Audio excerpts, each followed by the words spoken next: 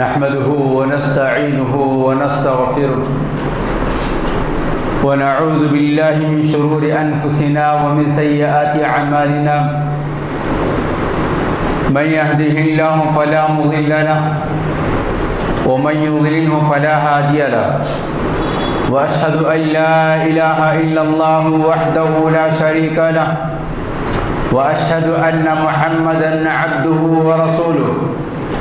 أرسله بالحق بشيرا ونذيرا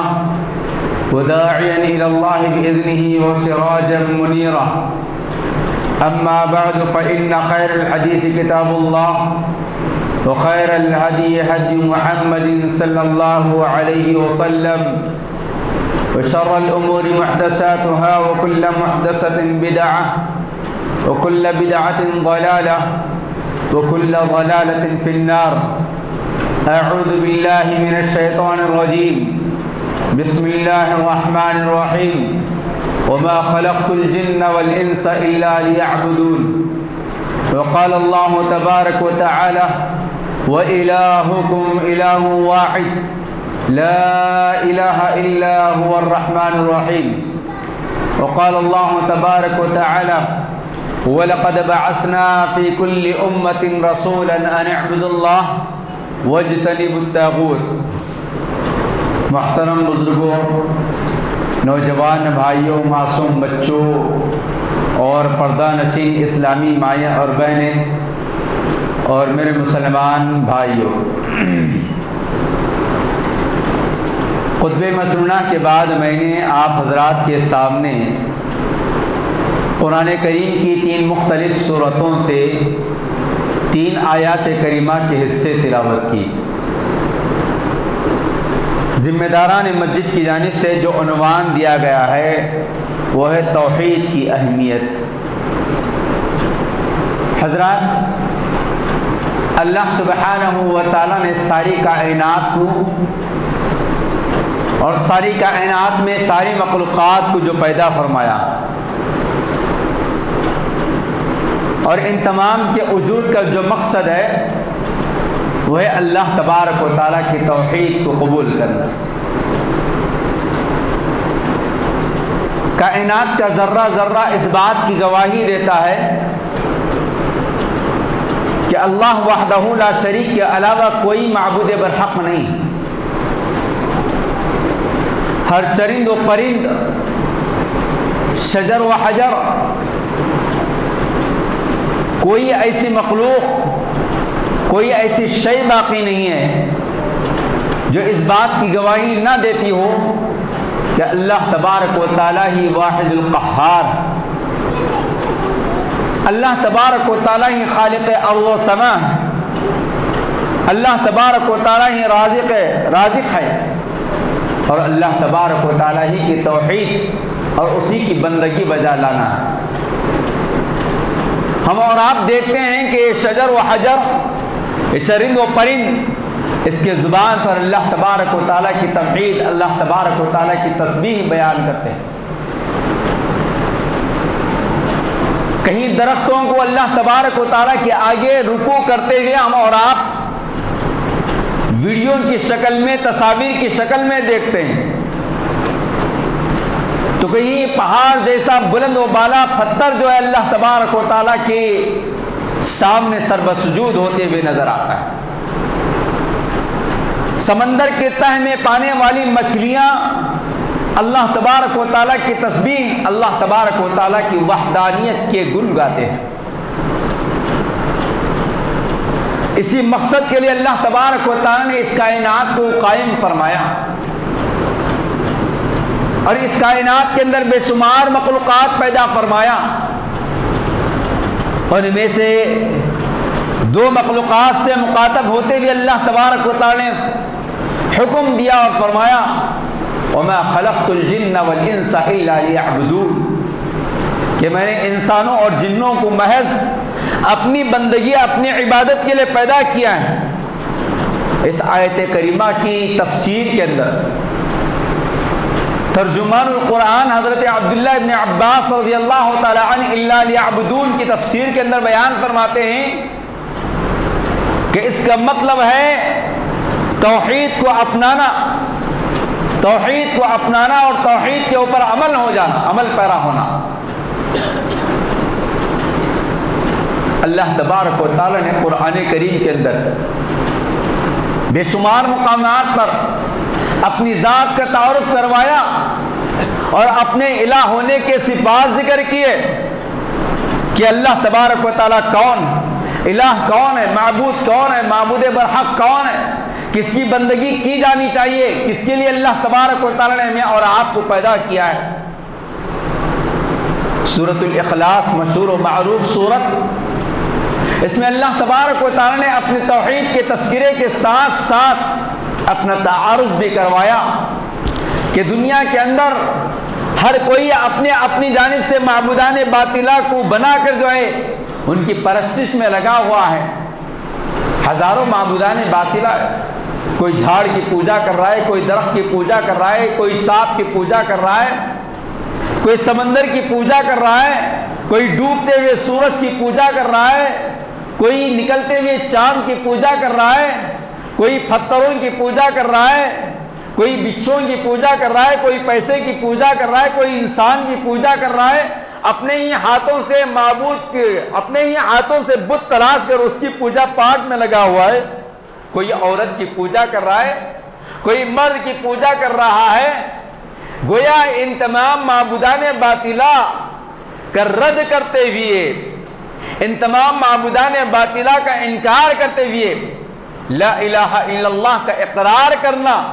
اور سچے دل کے ساتھ، زبان اور دل کے ساتھ اور اعضائے جسم کے ساتھ اقرار کرنا جو ہے توحید خالص کو اپنانا ہے۔ قدم قدم پر ہمیں اور آپ کو یہ شرک کے اڈے نظر آتے ہیں، جہاں اپنے برادران وطن جو ہے نہ جانے کن کن لوگوں کو انہوں نے اپنا معبود تسلیم کر بیٹھا ہے، وہیں پر ہمارا مسلم طبقہ بھی جو ہے نہ جانے کیسے کیسے لوگوں کی پوجا پاٹ میں لگا ہوا ہے۔ جبکہ اس توحید کو عام کرنے کے لیے اور اسی توحید کو اپنانے کے لیے اللہ تبارک و تعالی نے ہم سب کا وجود بخشا تھا اور ہم سب کو حکم دیا تھا کہ دیکھو تمہارا رب جو ہے وہ کون ہے، وہ الہکم الہ واحد لا الہ الا هو الرحمن الرحیم، کہ تمہارا معبود نہیں ہے کوئی سوائے اللہ تبارک و تعالیٰ کے۔ اسی معبود برحق کو اپنانا ہے، اسی معبود برحق کے اوپر ایمان لے آنا ہے، اسی کی بندگی بجا لانی ہے۔ توحید کی اہمیت قرآن اور احادیث کے اندر بے شمار مقامات پر ہمیں اور آپ کو ملتی ہے۔ نبی علیہ السلام نے کیا فرمایا؟ نبی علیہ السلام نے فرمایا کہ میں حکم دیا گیا ہوں، یعنی اللہ تبارک و تعالیٰ سے مجھے اس بات کا حکم ملا ہے کہ جب تک کوئی بندہ لا الہ الا اللہ کا اقرار نہیں کر لیتا میں اسے دعوت دیتا رہوں، اور جب وہ اقرار کر لیتا ہے لا الہ الا اللہ تو اس کے اوپر بہت ساری چیزیں گویا اس کے حقوق مجھ پر عائد ہو جاتے ہیں۔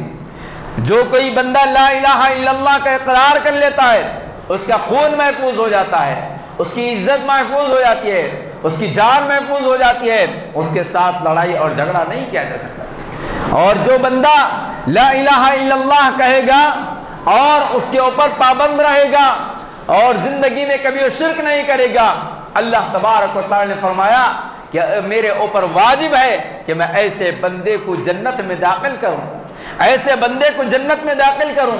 ہم اور آپ سنتے ہیں مشہور و معروف حدیث ہے، نبی علیہ السلام نے کیا فرمایا؟ من کان آخر کلامہ لا الہ الا اللہ دخل الجنہ، جس بندے کا یا جس بندی کا آخری کلام جو ہے لا الہ الا اللہ رہے گا، یعنی موت کے موقع پر جس بندے کی زبان سے یا جس بندی کی زبان سے آخری کلمہ لا الہ الا اللہ نکلے گا، اس کے لیے اللہ کے نبی علیہ السلام نے کیا بشارت دی؟ دخل الجنہ، وہ جنت میں داخل ہو جائے گا۔ اس توحید کی اہمیت، توحید کی فضیلت ہے کہ انسان ساری زندگی گزارتا ہے توحید پر اور توحید پر مرتا ہے تو اس کے لیے جنت کا وعدہ کیا جا رہا ہے۔ اور اللہ تبارک و تعالی نے قرآن کریم کے اندر بیان فرمایا کہ جو بندہ اللہ تبارک و تعالیٰ کی توحید کو اپنا لیتا ہے، اللہ تعالیٰ کی توحید کا اقرار کر لیتا ہے اور اس پر ثابت قدمی کا مظاہرہ کرتا ہے اس سے مڑتا نہیں ہے، اس سے مکھرتا نہیں ہے اور توحید کے تقاضوں پر عمل پیرا ہو جاتا ہے، تو اس کے لیے کیا کیا بشارتیں ہیں۔ اللہ نے فرمایا ان الذين قالوا ربنا الله ثم استقاموا تتنزل عليهم الملائكة الا تخافوا ولا تحزنوا وابشروا بالجنة التي كنتم توعدون نحن اولياؤكم في الحياة الدنيا وفي الآخرة ولكم فيها ما تشتهي انفسكم ولكم فيها ما تدعون نزلا من غفور رحيم، کہ جو بندہ اس بات کا اقرار کرتا ہے ان الذين قالوا ربنا الله، جو اس بات کا اقرار کرتا ہے کہ ہمارا رب اللہ ہے،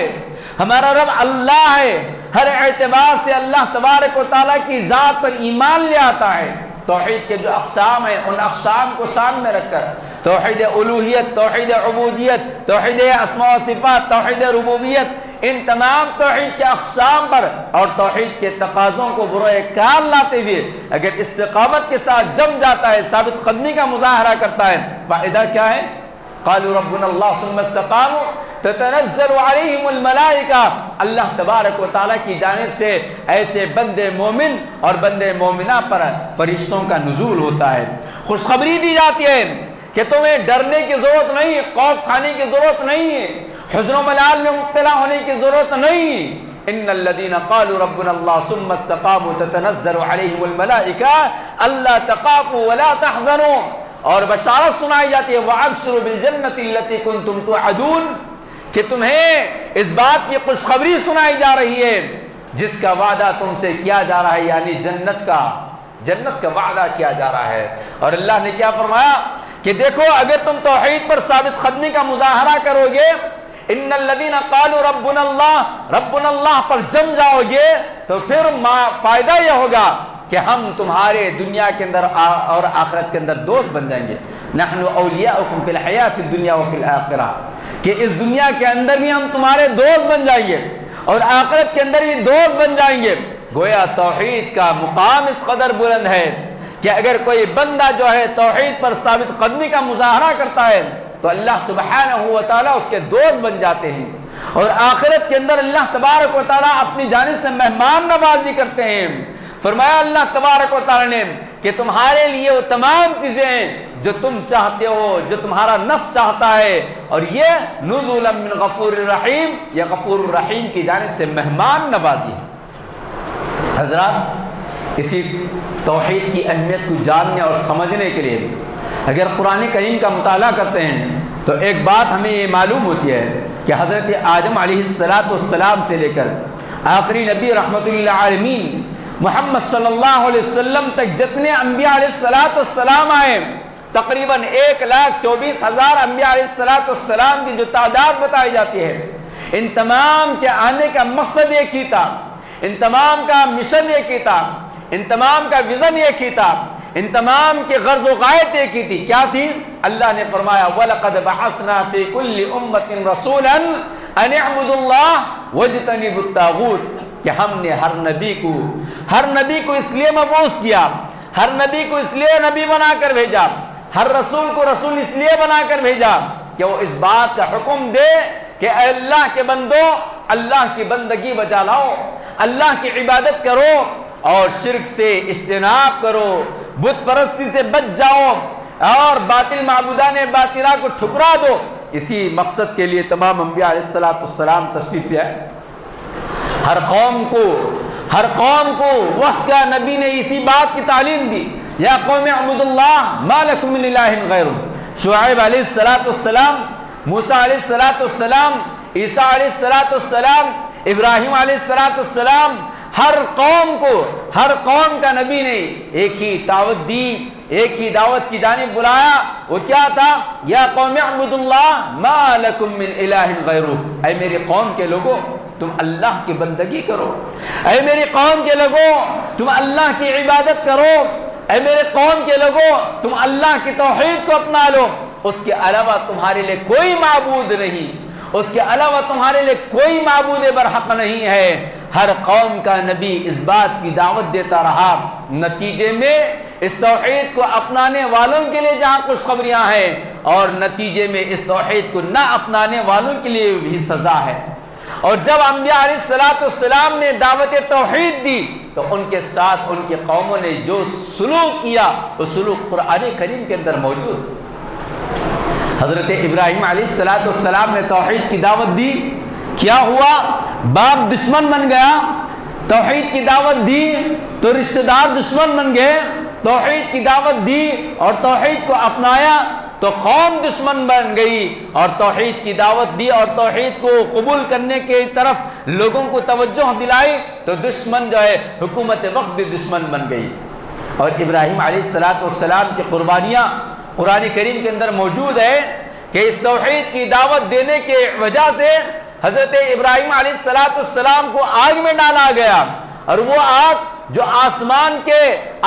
کی بلندگی کو چھونے کی کوشش کر رہی تھی، ایسی آگ کے اندر، اس گہرائی کی آگ کے اندر حضرت ابراہیم علیہ السلام کو ڈالا گیا۔ اور توحید کی دعوت دینے کی وجہ سے حضرت ابراہیم علیہ السلام باپ جو ہے گھر سے نکال دیا ابراہیم علیہ السلام کو۔ انہوں نے گھر کو چھوڑا، وطن کو چھوڑا، رشتہ دار کو چھوڑا، عزیز و اقارب کو چھوڑا، باپ کو چھوڑا اور ہجرت کر چلے گئے۔ حضرت عیسیٰ علیہ السلام نے توحید کی دعوت دی، نتیجے میں انہیں جو ہے سولی پر چڑھانے کی کوشش کی گئی، اللہ تبارک و تعالی نے انہیں ان کے مکر و فریب کے اندر ناکام کیا، اور حضرت عیسیٰ علیہ السلام کو اللہ تعالی نے آسمان پر اٹھا لیا۔ اور حضرت موسیٰ علیہ السلام نے توحید کی دعوت دی، فرعون کے سامنے توحید کی دعوت رکھی، وہ فرعون جس نے کہا تھا انا ربکم الاعلی، کہ اے لوگو میں تمہارا سب سے بڑا رب ہوں، میں تمہارا سب سے بڑا معبود ہوں، لیکن حضرت موسیٰ علیہ السلام نے فرعون کے سامنے دعوت توحید رکھی اللہ تبارک و تعالیٰ کے حکم سے، تو فرعون نے حضرت موسیٰ علیہ السلام اور ان کے ماننے والوں کے ساتھ ظلم اور زیادتی کی۔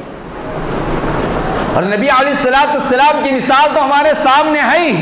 کہ نبی علیہ السلام نے اس توحید کی دعوت دینے کے لیے کس قدر مظالم برداشت کیے، کیسے کیسے ظلم سہے، آپ کے صحابہ کو کیسے ستایا گیا، آپ کو کیسے تکلیفیں دی گئی۔ نبی علیہ السلام ساری زندگی ایک ہی چیز کی دعوت دیتے رہے۔ نبی علیہ السلام کی ایک ہی فکر، ایک ہی تڑپ تھی، کیا فکر تھی؟ بندوں کو بندوں کی غلامی سے نکال کر، بندوں کو بندوں کی غلامی سے نکال کر اللہ وحدہ لا شریک کے غلامی کے اندر جو ہے جگڑنے کے لیے آپ علیہ السلام محنت کرتے رہے، جستجو کرتے رہے، کوششیں کرتے رہے۔ کیوں؟ اس لیے کہ اللہ تبارک و تعالیٰ کی جانب سے حکم تھا آپ کو، آپ اس حکم پر عمل کرتے ہوئے لوگوں کو توحید کی جانب بلاتے، اور لوگ تھے کہ آپ سے دشمنی کر رہے تھے، کوئی پتھر مار رہا ہے، کوئی کنکر مار رہا ہے، کوئی سجدے کی حالت میں آپ کی پیٹھ کے اوپر گندگی ڈال رہا ہے، کوئی سجدے کی حالت میں آپ کے گلے میں چادر ڈال کر مڑ رہا ہے، کوئی آپ کو دیوانہ کر رہا ہے، کہہ رہا ہے، کوئی آپ کو پاگل کہہ رہا ہے، کوئی آپ کو مجنون کہہ رہا ہے۔ اور پھر ان تمام تکالیف کے باوجود بھی نبی علیہ السلام ایک ہی بات کہے جا رہے تھے، قولوا لا الہ الا اللہ تفلحون۔ اے میرے ساتھیوں، اے میری قوم کے لوگوں، اے میرے رشتہ داروں، اے میرے عزیز و قارب، اے میرے قبیلے والوں، اے میرے خاندان والوں، اے میرے بستی والوں، قولوا لا الہ الا اللہ تفلحون تملک العرب والعجم، کہ تم لا الہ الا اللہ کہو تو کامیاب ہو جاؤ گے، تفلحون کامیاب ہو جاؤ گے، عرب اور عجم کے تم مالک بن جاؤ گے، سردار بن جاؤ گے، حکومت تمہارے ہاتھ میں آ جائے گی، سلطنت تمہارے ہاتھ میں آ جائے گی۔ قولوا لا الہ الا اللہ تفلحون۔ لیکن عرب کے لوگ جانتے تھے کہ لا الہ الا اللہ کہنے کا مطلب کیا ہے۔ وہ 360 معبودان باطلہ جن کو رکھ کر ان کی پوجا پاٹ کیا کرتے تھے، ان سب کا انکار کرنا ان کے لیے دشوار تھا۔ لا الہ الا اللہ کا مطلب یہ ہوتا ہے کہ سوائے اللہ تبارک و تعالی کے کوئی معبود برحق نہیں، اس بات کا اقرار کرنا تھا، اس بات پر ایمان لے آنا تھا، اس بات کے اس کے تقاضوں پر عمل کر کے بتانا تھا۔ نتیجے میں نبی علیہ السلام کو لہو لہان کیا گیا۔ طائف کیوں گئے تھے آپ؟ طائف کس لیے گئے تھے آپ؟ اسی دعوت توحید کو عام کرنے کے لیے طائف تشریف لے گئے تھے آپ۔ مکہ مکرمہ کے ظلم اور ستم کو سہتے ہوئے مایوسی کے عالم میں ایک امید کی کرن لے کر طائف گئے تھے۔ ایک امید تھی، ایک یقین تھا کہ طائف کے لوگ جو ہے آپ کو ویلکم کریں گے، آپ کو گلے لگائیں گے، آپ کی دعوت کو قبول کریں گے۔ دعوت کیا تھی؟ دعوت کیا تھی؟ آپ کی ذات کے لیے پیسہ جمع کرنا نہیں تھا، آپ اپنی دعوت نہیں بلکہ اللہ تبارک و تعالیٰ کی دعوت دینے کے لیے وہاں تشریف لے گئے تھے۔ نتیجے میں کیا کیا گیا؟ آپ علیہ السلام طائف پہنچے، دعوت توحید کو عام کرنا چاہا، وہاں کے سرداروں کو اللہ وحدہ لا شریک کی توحید کے ترانے سنائے، تو دشمنوں نے آپ علیہ السلام کے آگے اور پیچھے نوجوانوں کو لگا دیا، جنہوں نے مار مار کر لہو لہان کر دیا۔ لہو لہان ہو گیا آپ علیہ السلام کا جسم اطہر جو ہے خون سے تربتر ہو گیا، آپ کے نعلین میں، آپ کے جوتوں میں خون جمع ہو گیا، پیر سے جوتا نکالنا مشکل ہو گیا، آپ پر بے ہوشی طاری ہو گئی۔ آپ علیہ السلام کے غلام حضرت زید نے اپنے کھاندے پر اٹھا لیا اور پتھروں سے بچا بچا کر لے جانے کی کوششیں کی۔ سوال یہ ہے کہ آپ علیہ السلام نے اس قدر تکلیف کس چیز کے لیے اٹھائی؟ کون سی ایسی بات تھی جس کی وجہ سے آپ علیہ السلام لہو لہان ہونے پر بھی مجبور ہوئے؟ اور جب طائف کے میدان میں ستائے گئے، مارے گئے اور طائف کے لوگوں کے تعلق سے اللہ تبارک و تعالیٰ کا غیظ و غضب نازل کرنے کا اشارہ دیا گیا، تو آپ علیہ السلام نے کیا فرمایا؟ آپ علیہ السلام نے فرمایا اللہم اہدی قومی فانہم لا یعلمون، کہ اے اللہ میری اس قوم کو تو ہدایت عطا فرما، یہ میری قوم مجھے جانتی نہیں ہے۔ نبی کی فکر ہوتی ہے، نبی کی تڑپ ہوتی ہے، میری قوم کہا آپ علیہ السلام نے کس کو کہا؟ وہ جو آپ علیہ السلام کو مار مار کر لہو لہان کر دیتے، آپ کی بات سننے کے لیے تیار نہیں تھے، آپ کی دعوت قبول کرنے کے لیے تیار نہیں تھے، آپ کو راحت پہنچانے کے لیے تیار نہیں تھے، آپ کو بے ہوش کر دیا تھا، آپ کا پورا جسم اطہر جو ہے لہو لہان ہو چکا تھا۔ ایسی قوم کے حق میں نبی علیہ السلام کی زبان پاک سے کیا الفاظ نکلتے ہیں؟ اللہم اہدی قومی فانہم لا یعلمون، کہ اے اللہ میری اس قوم کو تو ہدایت عطا فرما، میری اس قوم کو ہدایت عطا فرما، یہ مجھے جانتی نہیں ہے۔ نتیجے میں چند ہی سال گزرے تھے کہ پورا طائف جو ہے اسلام قبول کیا، اور پھر آج طائف اہل ایمان کی بستی کہلاتی ہے۔ حضرات، نبی علیہ السلام کی دعوت کو جن صحابہ نے قبول کیا، یہ توحید کوئی ایسی معمولی چیز نہیں ہے، اس توحید کو قبول کرنے کے بعد اس کی حفاظت کے لیے اپنا جان، اپنا تن من دھن سب کچھ لٹانا پڑے گا، سب کچھ قربان کرنا پڑے گا۔ اس کے بغیر توحید خالص جو ہے ہماری زندگی میں نہیں رہتی ہے۔ اس توحید کو اپنانے کے بعد صحابہ اکرام کے ساتھ جو کچھ ہوا، اس کی بہت ساری مثالیں ہم اور آپ سنتے اور سناتے ہیں، بس نام لے کر میں اپنی بات کو آگے بڑھا کر ختم کر دیتا ہوں۔ حضرت سمیہ رضی اللہ تعالی عنہا ایک خاتون تھی، ایک خاتون ہے، اسلام قبول کیا ہے، توحید قبول کیا ہے، ایمان لے آئی ہے توحید پر۔ دشمنوں نے کیا کیا؟ حضرت سمیہ علیہ السلام کو مارا، شوہر کو ایک کھمبے سے باندھ دیا ہے، بیٹے کو ایک کھمبے سے باندھ دیا ہے، بیوی کو ایک کھمبے سے باندھ دیا ہے۔ تھوڑی دیر کے لیے تصور کیجئے، حضرت سمیہ علیہ السلام، حضرت سمیہ رضی اللہ تعالی عنہا کے ساتھ جو سلوک کیا گیا ہے، اس کے بارے میں خالی سے آپ تصور کیجئے، احساس کیجئے کہ 3 کھمبوں سے 3 لوگوں کو باندھ دیا گیا ہو، شوہر کے سامنے بیوی کو مارا جا رہا ہے، بیوی کے سامنے شوہر کو مارا جا رہا ہے، اور ماں باپ کے سامنے جوان بیٹے کو مارا جا رہا ہے، اور جوان بیٹے کے سامنے ماں کو مارا جا رہا ہے، باپ کو مارا جا رہا ہے، تو ہمارا دل کیا کہے گا؟ ہم کیا کہیں گے؟ ہمارے جذبات کیا کہیں گے؟ ہمارا احساس کیا کہے گا؟ ایک کمزور سا کمزور بیٹا بھی جو ہے اپنی ماں کے اوپر ہاتھ اڑتے ہوئے دیکھ نہیں سکتا ہے، ہاتھ تو دور کی بات، اگر کوئی زبان بھی کھولنا چاہتا ہے تو پھر جو ہے بزدل بیٹا بھی کیوں نہ ہو، کمزور بیٹا بھی کیوں نہ ہو، چھوٹا بھی کیوں نہ ہو، طاقت نہ بھی ہو، تب بھی جو ہے وہ اپنی ماں کا دفاع کرتا ہے، اپنے باپ کے خلاف ایک لفظ سننے کے لیے تیار ہے۔ اور کوئی بیوی اپنی آنکھوں کے سامنے اپنے شوہر کو مار کھاتے ہوئے دیکھ نہیں سکتے، کوئی شوہر اپنی آنکھوں کے سامنے اپنی بیوی کو مار کھاتے ہوئے دیکھ نہیں سکتا ہے، لیکن یہ توحید کے لیے، ایمان کے لیے، اسلام کے لیے ان تینوں نے قربانی دی، اور نتیجے میں حضرت سمیہ رضی اللہ تعالی عنہا کو دشمنوں نے صرف مار پر بس نہیں کیا، بلکہ 2 اونٹ لائے گئے، ایک اونٹ کو مغرب کی جانب اور ایک اونٹ کو مشرق کی جانب کھڑا کیا گیا، اور دونوں اونٹوں کے دونوں پیروں میں اور حضرت سمیہ کے دونوں پیروں میں رسی باندھی گئی، ایک اونٹ کو مغرب کی جانب بھگایا گیا اور ایک اونٹ کو شمال کی جانب، مشرق کی جانب بھگایا گیا۔ تصور کیجئے کہ ایک عورت ہے اور جس نے مار کھاتے کھاتے جو ہے خود جو ہے بے بسی کا عالم بے بس ہو چکے ہیں، اس کے باوجود دشمن جو ہے اس قدر سزا دے رہا ہے اس توحید کو قبول کرنے کی وجہ سے کہ ایک اونٹ ادھر بھاگ رہا ہے اور ایک اونٹ ادھر بھاگ رہا ہے اور ریتیلی زمین ہے، اور پھر اس کے بعد بھی جو ہے دشمن کو راہ نہیں گیا اور اس نے نیزہ مارا اور سب سے پہلا خون کا قطرہ اس زمین پر گرنے والا توحید کے بدلے ایمان کے بدلے میں حضرت سمیہ رضی اللہ تعالی عنہ کا تھا اور جام شہادت نوش کر گئی۔ کیسے کیسے واقعات ہیں اس توحید کے لیے قربانی دینے والوں کے لیے، حضرت بلال، حضرت عمار، حضرت یاسر، حضرت خباب بن ارت، حضرت عمر بن خطاب، مختلف صحابہ اور صحابیات کے واقعات ہمارے سامنے موجود ہیں۔ خلاصہ کلام یہ کہ ایسی توحید کو ہم جو ہے اپنے ہاتھ سے جانے نہ دیں۔ یہ توحید یہ ایمان اسی طرح نہیں ملا ہے ہمیں، ہم مسلمان ماں کے پیٹ سے پیدا ہوئے ہیں، ہمارا نام عبداللہ عبد الرحمن ہے، اس لیے ہمیں اس توحید کی قدر و قیمت نہیں معلوم ہے،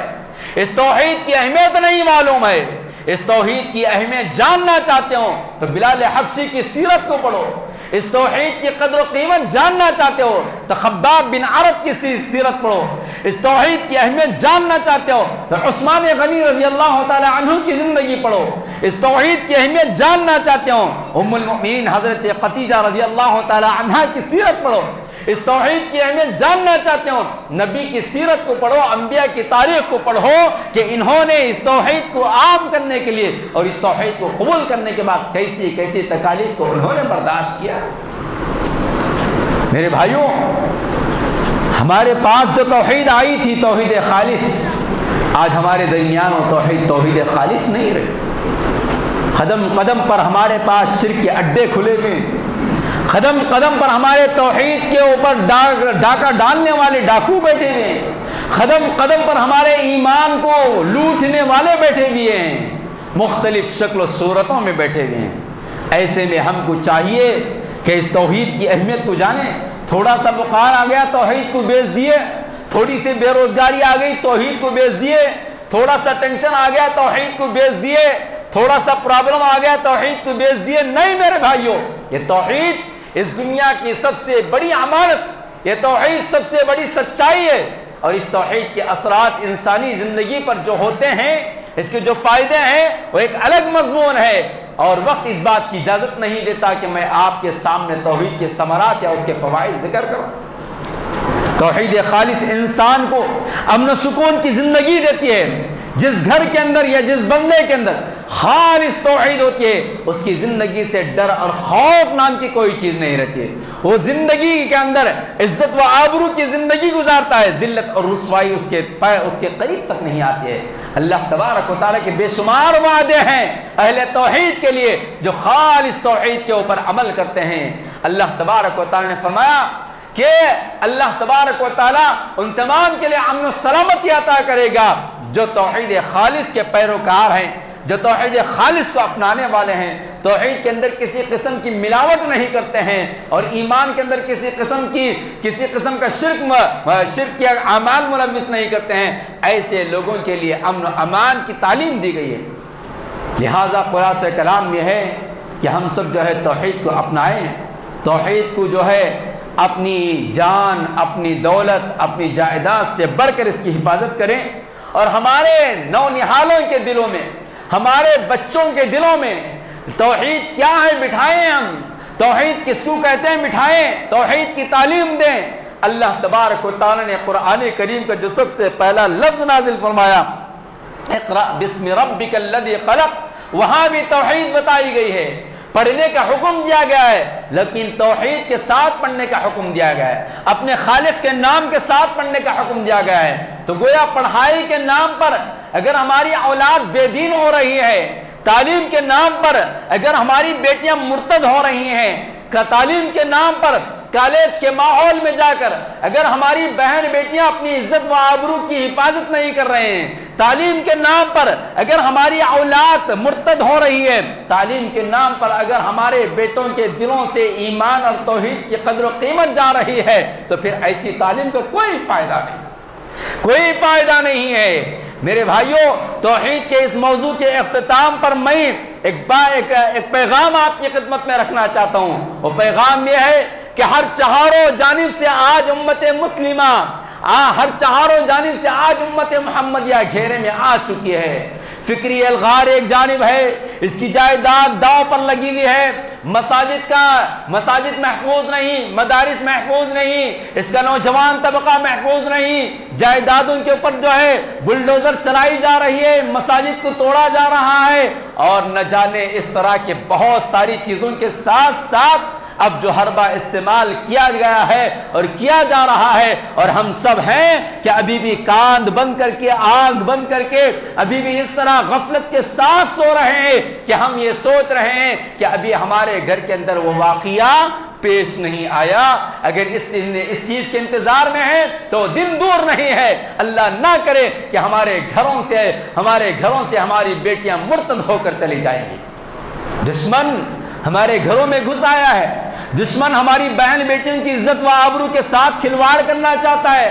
دشمن ہماری بہن بیٹیوں کو جو ہے عیش کے نام پر، شو عیش کے نام پر، لگزری لائف کے نام پر جو ہے ان کی عزت، ان کی آبرو، ان کی جان، ان کا مال، اور پھر جو ہے سب سے بڑھ کر ان کا ایمان قدم کر رہا ہے۔ کتنے واقعات دیکھنے کو مل رہے ہیں، کتنے ویڈیوز آپ اور ہم دیکھ رہے ہیں کہ دشمن کھلے طور پر چیلنج کرتے ہوئے اپنے نوجوانوں کو تعلیم دے رہا ہے کہ دیکھو تم مسلمان لڑکیوں کو کس طرح پھنسانا ہے، مسلمان لڑکیوں کی عزت کے ساتھ کس طرح کھیلنا ہے، مسلمان لڑکیوں کو کس طرح تم بے گھر کر دینا ہے، مسلمان لڑکیوں کو تم کس طرح بے دین بنا دینا ہے۔ یہ تمام کی تمام چیزیں آج ہم اور آپ سوشل میڈیا پر دیکھ رہے ہیں، سن رہے ہیں، پڑھ رہے ہیں۔ اگر اس کے باوجود بھی اگر ہم منتظر ہیں کہ ابھی ہمارے پاس کوئی ایسا واقعہ پیش نہیں آیا تو یہ ہماری غلط فہمی یا خوش فہمی ہے، یا پھر جو ہے ہم غفلت کے اندر پڑے ہوئے ہیں۔ ابھی 2 دن کے بعد جو ہے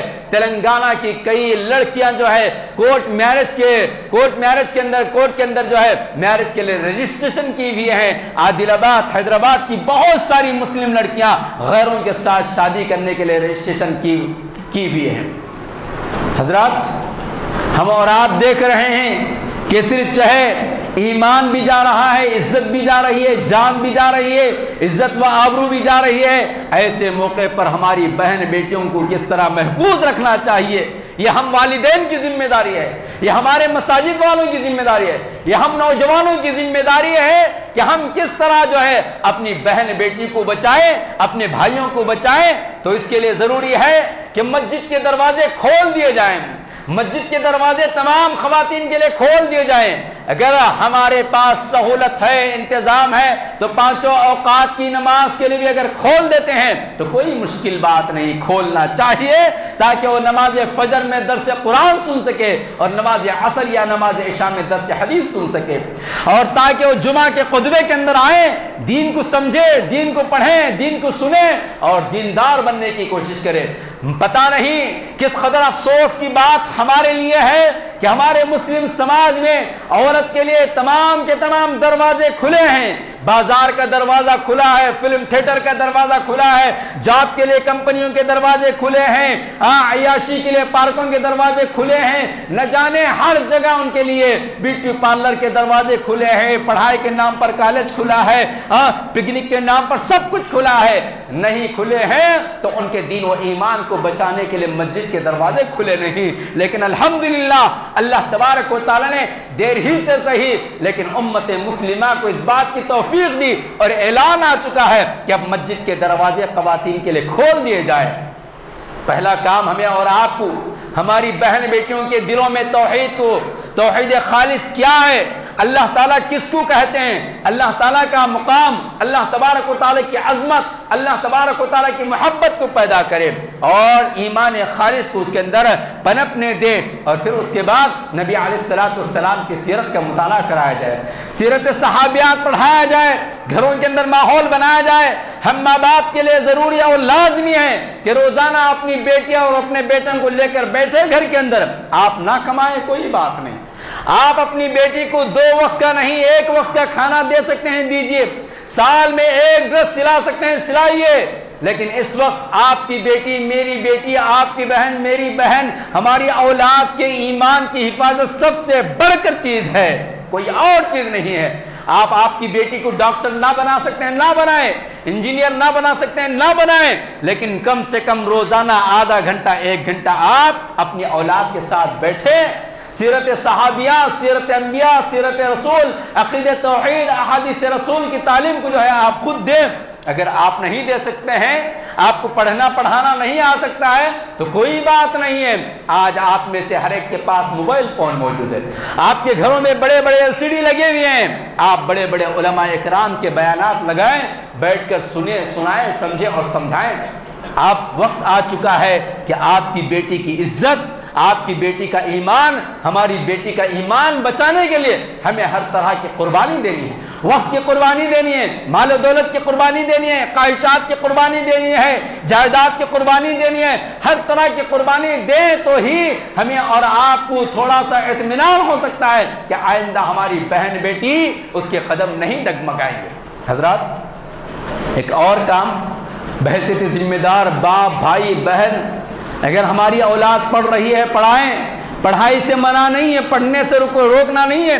آپ ڈاکٹر بناتے ہیں شوق سے بنائیں، آپ انجینئر بناتے ہیں شوق سے بنائیں، لیکن آپ ڈاکٹر بنانے سے پہلے، انجینئر بنانے سے پہلے، آپ جو کچھ بنانا چاہتے ہیں اس سے پہلے آپ ایک اچھا مسلمان بنائیے، ایک اچھی مسلمان بنائیے آپ کی بیٹی اور ہماری بیٹی کو، اچھے دیندار اور ایماندار بنائیں، اس کو توحید پرست بنائیں، ابتدا ہی سے اس کے دل کے اندر توحید کو جاگزی کیجیے۔ اور ضرورت اس بات کی ہے کہ آپ جو ہے تعلیم گاہوں کا جو انتخاب ہے، کالج کا جو سلیکشن ہے، اسکول کا جو سلیکشن ہے، دیکھ کر کیجئے، سمجھ کر کیجئے۔ آپ کا بیٹا پورے شہر حیدرآباد میں ٹاپ آتا یا نہ آتا اس کی فکر نہ کیجئے، آپ کی بیٹی ٹاپ آئے نہ آئے اس کی فکر نہ کیجئے۔ آپ کا بیٹا، آپ کی بیٹی، ہماری بہن اخلاق میں، کردار میں، ایمان میں ٹاپ آ سکتی ہے یا نہیں، اسے ماحول مل سکتا ہے یا نہیں، اس کی اچھی تربیت ہو سکتی ہے یا نہیں، اس کی فکر ہمیں اور آپ کو کرنا ہے۔ یہ موبائل فون، اس نے آ کر سب کو تباہ اور تاراج کر دیا ہے۔ اگر آپ وقت ضرورت آپ کی بیٹی کو، آپ کی بہن کو، ہماری بیٹیاں اور ہماری بہنوں کو موبائل دینے کی نوبت آ بھی جائے تو ہمیں اور آپ کو دیکھ کر سمجھ کر دینا چاہیے، اتنا ہی دیں اس کی ضرورت ہے، وہی چیز اس کے استعمال کرنے کے لیے دیں جتنی اس کی ضرورت ہے۔ کس باپ کی ہمت ہے، کس بھائی کی ہمت ہے کہ آج جو ہے اپنی بیٹی، اپنی بہن کا موبائل چیک کرے؟ آج آزادی کے نام پر جو ہے ہماری بہن بیٹیاں پوری طرح آزاد ہو گئی ہیں، نہ جانے اس موبائل نے کتنی زندگیوں کو تباہ اور تاراج کر دیا، نہ جانے اس موبائل نے کتنے لوگوں کا ایمان ختم کر دیا ہے۔ اور پھر ہم ماں باپ کے لیے ضروری ہے کہ موبائل جو ہم دے رہے ہیں اس کی دیکھ بھال بھی کریں، اس کا انتظام بھی کریں، تو پھر سوچ سمجھ کر کریں۔ اور اس کے ساتھ ساتھ ہمیں اور آپ کو کرنے کی بہت سارے کام ہیں انشاءاللہ۔ اللہ نے کبھی موقع دیا تو صرف اسی موضوع پر کہ ہماری لڑکیوں کو ارتداد یعنی مرتد ہونے سے، کافر بننے سے کیسے بچایا جائے گا اس پر گفتگو کی جائے گی۔ میں یہاں کے ذمہ داران سے اور یہاں کے امام محترم سے درخواست کروں گا کہ ہر دن اسی موضوع پر درس چلائے، ہر دن اسی موضوع پر درس چلائے، اور ہمارا نوجوان طبقہ جو ہے ان تمام چیزوں کو سامنے رکھ کر اپنے آپ کو بنانے اور سنوارنے کی فکر کرے۔ آخری جو بات ہے وہ یہ کہ ہم جو ہے اب تو بھی کم سے کم نکاح سنت کے مطابق کریں، نکاح سنت کے مطابق کریں، جہیز، رسم و رواج، لین دین، کھانا پینا، ان تمام چیزوں کو چھوڑو۔ میرے بھائیوں، الفاظ سخت ہو جائیں گے اگر ابھی بھی ہم کھانے پینے کے پیچھے پڑتے رہیں گے، ابھی بھی اگر ہم جہیز کے پیچھے پڑتے رہیں گے، حرام خوری نہیں چھوڑیں گے، حرام کھانا نہیں چھوڑیں گے، ابھی بھی اگر ہم ولیمے کی دعوت میں ہزاروں کی تعداد میں دعوت دینے کے لیے جھگڑا کرتے رہیں گے، تو پھر وہ دن دور نہیں کہ ہماری بیٹیاں جو اب تک صرف 10 لاکھ گئی ہیں، کتنے؟ صرف 10 لاکھ، پوری امت مسلمہ اگر ایک لڑکی بھی بے دین ہو جائے تو پوری امت مسلمہ چین سے سونا نہیں چاہیے، چین سے سونا نہیں چاہیے۔ ایک لڑکی کی بات کر رہا ہوں میں، یہاں تو 10 لاکھ کی تعداد وہ تعداد ہے جو ہمیں معلوم ہے، ورنہ بغیر معلوم کی جو تعداد گئی ہے چلے گئی ہے، اور دشمن کا ٹارگٹ ہے کہ ابھی بھی جو ہے وہ 40 لاکھ 50 لاکھ ہماری بہن بیٹیوں کو ٹارگٹ کر کے رکھا ہے۔ تو ایسے موقع پر ہمیں نکاح کو عام کرنا چاہیے، نکاح کو آسان کرنا چاہیے، جتنے شرک کے اور جتنے خرافات ہیں، رسم و رواج ہیں، ان تمام چیزوں سے بچنا چاہیے۔ اللہ تبارک و تعالیٰ سے دعا ہے اللہ تبارک و تعالیٰ ہم سب کو توحید خالص کو جاننے، سمجھنے اور اپنے دل و دماغ میں بٹھانے اللہ تبارک و تعالیٰ ہم کو توفیق عطا فرما۔ اے اللہ ساری زندگی توحید پر قائم و دائم فرمائیے۔ اللہ جب زندگی کے رخصت کا موقع آئے تو اللہ توحید پر خاتمہ فرما دیجئے۔ اللہ توحید کی عظمت کو جاننے والا بنا دیجئے۔ اللہ ہماری اولاد کو توحید کی روشنی میں ان کی تربیت کرنے والا بنا دیجئے۔ اللہ ہمیں حالات حاضرہ کے اندر جو ہے ہم سب کو اپنی بہن بیٹیوں کی عزت و آبرو کے محافظ بننے کی توفیق عطا فرمائے۔ اللہ ان کے دین و ایمان کو بچانے والا بنائے۔ اللہ ہماری بہن بیٹیاں جو ہماری گفتگو سن رہی ہیں اللہ ان سب کو نیک ہدایت عطا فرمائیے۔ اللہ ان سب کو سمجھ عطا فرمائیے۔ اللہ انہیں جذبات کے بجائے ہوش میں رہ کر اپنی عزت، اپنی آبرو، اپنے والدین کا مقام، اپنے خاندان و قبیلے، اپنے ملک اور اپنی امت کی عزت و آبرو سے بڑھ کر جو ہے اپنے دین و ایمان کو بچانے والی بنا دیجئے۔ اللہ جو بہن بیٹیاں ہماری اس دلدل کے اندر پھنس چکے ہیں اللہ آپ انہیں ہدایت دے دیجئے۔ اللہ آپ انہیں واپس دین و ایمان کی زندگی نصیب فرمائیے۔ اللہ جو مظلوم خواتین اللہ جا کر جو ہے ظلم و زیادتی سہ رہی ہیں اللہ انہیں ظلم و زیادتی سے بچا لیجئے۔ اللہ ہمارے مساجد کی، ہماری عبادت گاہوں کی، ہمارے مدارس کی، ہمارے نوجوانوں کی، ہماری جائیداد کی اللہ تمام چیزوں کی حفاظت فرمائیے۔ آمین۔ بارک اللہ لنا ولکم فی القرآن العظیم ونفعنا وإیاکم بالآیات والذکر الحکیم انہ تعالی جواد ملک بر رؤوف رحیم رب الحلیم۔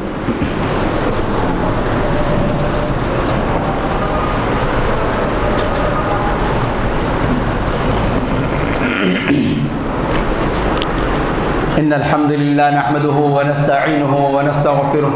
ونعوذ بالله من شرور أنفسنا ومن سيئات أعمالنا من يهده الله فلا مضل له ومن يضلله فلا هادي له وأشهد أن لا إله إلا الله وحده لا شريك له وأشهد أن محمدا عبده ورسوله أرسله بالحق بشيرا ونذيرا وداعيا إلى الله بإذنه وسراجا منيرا أما بعد فإن خير الحديث كتاب الله وخير الهدي هدي محمد صلى الله عليه وسلم وشر الأمور محدثاتها وكل محدثة بدعة وكل بدعة ضلالة وكل ضلالة في النار أعوذ بالله من الشيطان الرجيم بسم الله الرحمن الرحيم إن الله وملائكته يصلون على النبي يا أيها الذين آمنوا صلوا عليه وسلموا تسليما اللهم صل على محمد وعلى آل محمد كما صليت على إبراهيم وعلى آل إبراهيم إنك حميد مجيد اللهم بارك على محمد وعلى آل محمد كما باركت على إبراهيم وعلى آل إبراهيم إنك حميد مجيد اللهم انصر من نصر دين محمد صلى الله عليه وسلم